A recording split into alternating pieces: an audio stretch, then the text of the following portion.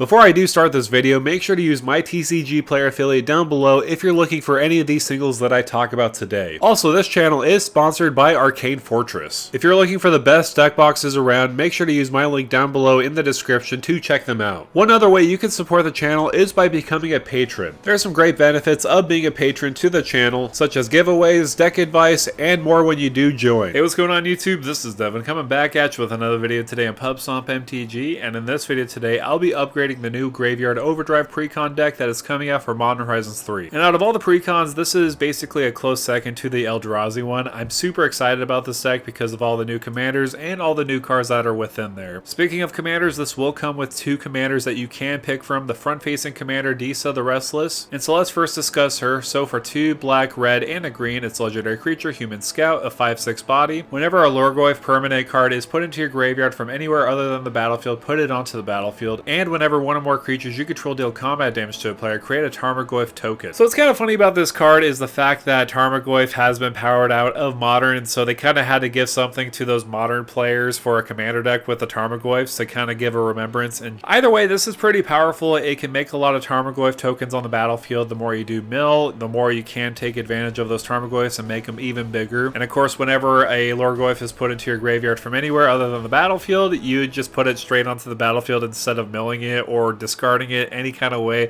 So that by itself is pretty powerful. But there is a secondary commander which I'm super excited to talk about, and that's Corum the Undertaker. I did make a deck tech about this previous commander, so if you want to go check that out, I'll post the link above here. But let's read what he does. So for 1 black, red, and a green, legendary creature, human warrior, gets +X/+0, where X is the greatest power among creature cards in all graveyards. Whenever it does attack, each player mills a card, and his last ability does read, during each of your turns you may play a land and cast a spell from among cards in graveyards that were put there from the libraries this turn. So this could be pretty powerful. Of course, if somebody mills a Galta into their graveyard, this will become a 12/5. But what makes this card extremely potent is the fact that when you do attack, each player will mill 1 card, essentially drawing you 4 cards in a way because you can cast those spells and play lands. So both are pretty good options, of course, because this is more centered around Lorgoyf, so you could definitely take advantage of putting more in there. There's not too much in Commander, but there is enough to kind of support it. Of course, you can just use Maskwood Nexus and mill your whole entire library and just put all the creatures onto the battlefield. So there is a way to basically make that busted with Disa. But either way, you could make one or the other, and I feel like it'd be pretty decent overall. So just to kind of give you a brief overview of this video and how it's going to work, I'm going to first talk about the new cards. Usually I like to talk about 5 to 10 cards that really stood out to me. Of course, there's 15 new cards in this Precon, but I want to focus on ones that will really accelerate your game plan. The second part of this video, we'll be discussing the whole deck as itself. I'm going to talk about some of the reprints in the deck. I'm also going to talk about some cuts that you can make.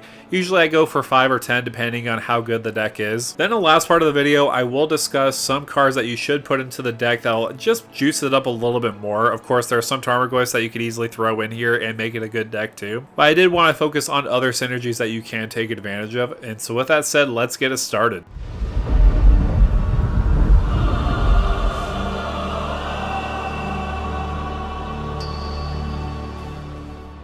But now let's discuss the new cards of the deck. Of course, there's a huge Lorgoyf theme. I did want to discuss some of the new ones. Bunching them up together, Tarmogoyf Nest, Barrowgoyf, Pyrogoyf, and Polygoyf are all excellent includes for this deck. Tarmogoyf Nest is basically just a repeatable way where we could just make a Tarmogoyf token on the battlefield by just enchanting a land by paying 1 in a green and tapping it. But Barrowgoyf is pretty powerful compared to the rest. I like this. I mean, of course, they're all pretty powerful in their own right, but Barrowgoyf is extremely deadly, being a death touch lifelinker. Plus, when it deals combat damage to a player, you may mill that many cards. If you do, you may put a creature card from among them into your hand. So this is essentially card advantage for us because not a lot of people want to block into a death toucher. We could gain some life and we could basically draw a card by milling something and putting it into our hand. Pyrogoyf, as far as art goes, this goes absolutely nuts. I love this art specifically, but it's a pretty powerful effect, basically being a Terror of the Peaks for Lorgoyfs. And of course, Polygoyf is going to be absolutely nuts because it does have Trample and Myriad. So when you swing at one opponent, 2 other token copies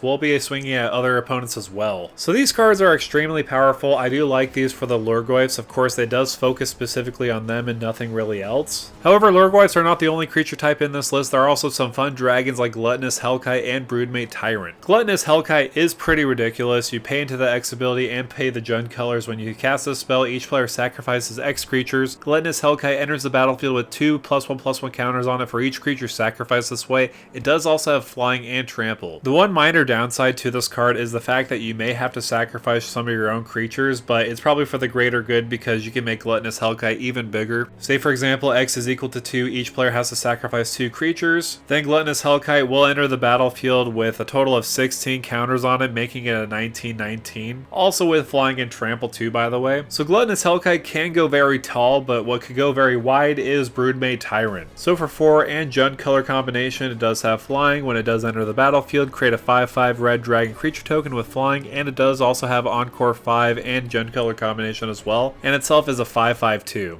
So basically with Encore, you're making a bunch of Broodmate Tyrants, one for each opponent, and then with the ETB, you're going to be making another 3 5/5s on the battlefield as well. And those will stick. Unfortunately, Broodmate Tyrant won't stick around on its Encore side. So seriously, that's quite a lot of power considering the Encore ability, making that extra ETB of making more dragons, so this is excellent. But there is one card that's absolutely one of my favorite cards of this entire deck. That's Sawhorn Nemesis, mainly because, of course, if you know me, I love dinosaurs. When it does enter the battlefield, you choose a player. If a source would deal damage to the chosen player or permanent they control, it deals double that damage instead. So basically with this option, you have the choice of choosing a player that is ahead in the game, or maybe even has the most life, or honestly, if you don't even like them, you could just choose them and all the damage will be dealt to them is double. So I'm seriously super excited about this card. I'm definitely going to be putting in some of my dinosaur decks for sure. But now let's look at the deck itself. Let's talk about the reprints and also some of the cards I would take out of the deck. So I have the deck list right in front of me, and let's talk about some of the reprints. Most notably, the one I do like is Selvala, Heart of the Wilds. There's probably a lot of big creatures in this deck, and some of them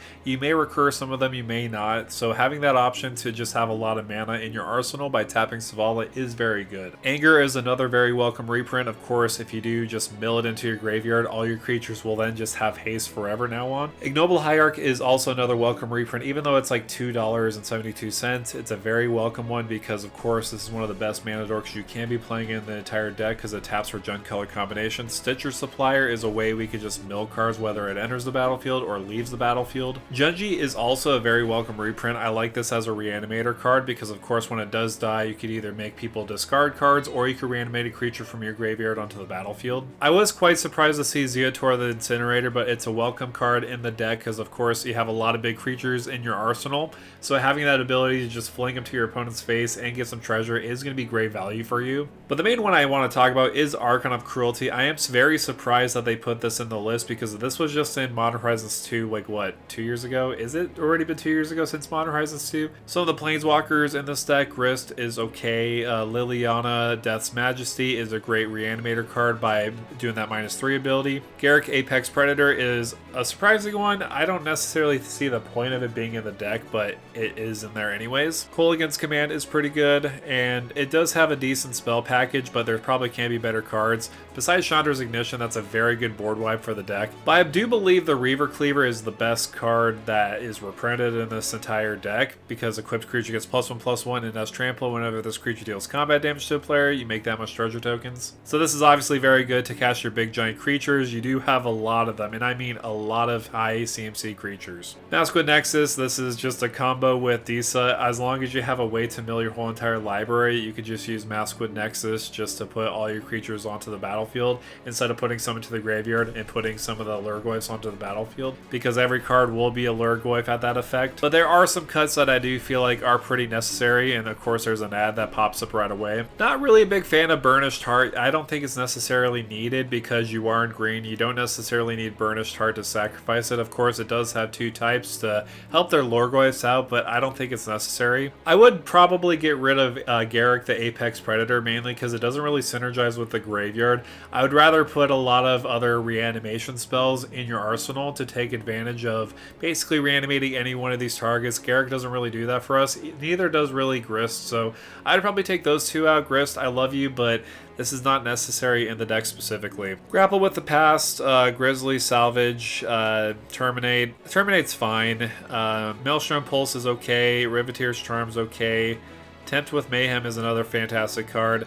Siphon the Mind probably can take it out. So there's a lot of spells that you can take out. That you could easily replace with better ones. Death Reap Ritual is not very good in this deck specifically because we don't want to really rely on creatures dying. We don't have a dying theme. We don't really have a Aristocrats package. So I would say Death Reap Ritual is not the greatest. or even Deathbridge Chant. I don't think those are really that important in this deck either, so really you do have a decent amount that you can take it out. So now that I've talked about the cards in the deck and some cards that I would remove, I want to focus on cards to add to the deck itself. There are 2 Lurgoyfs that did miss the cut in this deck that you should probably add into the deck, Tarmogoyf itself and Nethergoyf. With Tarmogoyf, I know you're making a lot of Tarmogoyf tokens with your commander that are basically the same as this, but you have an extra version of Tarmogoyf in your deck that you could take advantage of. Nethergoyf's power and toughness are equal to the card types in your graveyard, unfortunately not like Tarmogoyf where it's all graveyards, but it does have an escape cost where you could just recur this constantly over and over again, which can be pretty decent. So I know Tarmogoyf used to be like, what, a $40-50 card, but now it's like, what, a $10 card, maybe even less. I haven't checked it in a while. I'm not sure about Nethergoyf because it's barely new, and I don't know if it's going to pop out and be an all-star in Modern, so I don't really know what the price point is going to be with Nethergoyf, but hopefully it's not too expensive. If you do want more consistency, I would suggest some graveyard tutors like Unmarked Grave and Entomb. If you have Disa as your commander, you have that option to just put a Tarmogoyf into your graveyard, but it'll go to the battlefield instead with her ability. And with Corum, you have that ability to tutor for a big giant creature and put into your graveyard so that you can boost its power up even higher. Another fun option that's a pretty good engine in the deck would be Chainer Nightmare Adept. It has discard a card, you may cast a creature spell from your graveyard this turn, only activate once each turn. Whenever a non-token creature enters the battlefield under your control, if you didn't cast it from your hand, it gains haste until your next turn. So for me, I think this is very powerful in the aspect if you do have a big giant creature in your hand, but you have also a reanimation spell, you could just discard it for free and then just reanimate it with a spell. Then on top of that, that big creature also does receive haste because of Chainer's ability, so this is just a great fit in the deck. Because there is a decent amount of big creatures in the deck, Great or Good is going to be an all-star in the deck. You sacrifice the creature, draw cards equal to the sacrificed creature's power, then discard 3 cards. If you aren't a big creature deck, this is easily one of the best card draw outlets you can take advantage of, mainly because it's an enchantment. It's going to stick on the board, and of course if you do have a big creature on the battlefield, or if you have one of your Lurgoyfs on the battlefield that you make with Disa, you can just sacrifice it, draw some cards, and then discard 3 cards that could fill up your graveyard even further for your Lurgoyfs. Because you are in a reanimation deck, sometimes you even just want to sacrifice a creature just to discard cards from your hand, even if that means only having 1 card in your hand left. This card has never disappointed me, so if you haven't put this in your decks previously, put it in now. You are filling up your graveyard though. You need some reanimation spells like Victimize and Reanimate because you're making a lot of tokens with your commander, making a lot of Tarmogoyf tokens. Victimize is going to be extremely versatile for you, mainly because you can choose 2 target creature cards in a graveyard, sacrifice a creature, so like one of those Tarmogoyfs. If you do, return the chosen cards to the battlefield tapped. And everybody knows Reanimate. It's one of the most efficient spells that you can take advantage of to reanimate one of your creatures from your graveyard to the battlefield.